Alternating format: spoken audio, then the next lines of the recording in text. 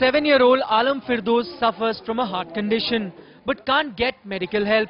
Due to strict curfew in Srinagar, she's been forced to stay home for the past 5 days.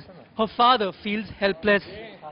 We're not able to go anywhere. We're not able to get any medicine for my daughter, who is suffering from such a really, life-taking disease.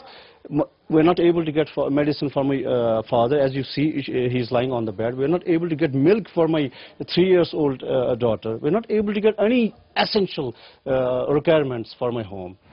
Strict curfew has been imposed across the valley after violence broke out on Eid.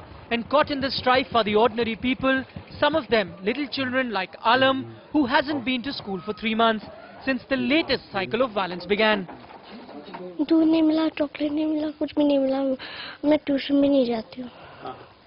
तो ये किस वजह से आपके पता है क्यों हो रहा है? कौन नहीं जाने देता आपको? ये हालात। Hidden from the political debate, this household explains the real pain and sufferings of people of Kashmir.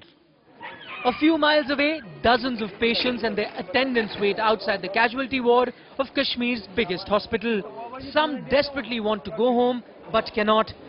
Only emergency cases are getting ambulance, and without an ambulance, it is impossible to move around. Rona has been desperately trying to get medicines for her ailing husband, but medicine shops are shut. 12 बजे से ढूंढ रहा हूँ दवाई लेने के लिए, सारा दुकान बंद है। डॉक्टर ने अभी कहा ये दवाई अभी मिलना जरूरी है, नहीं तो पेशेंट मर जाएगी।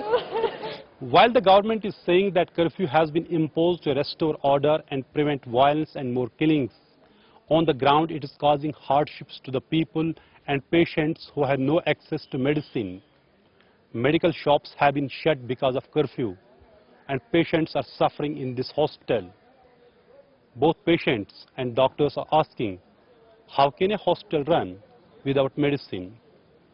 In Srinagar with cameraman Sheikh Tariq, Nazir Masoodi for NDTV.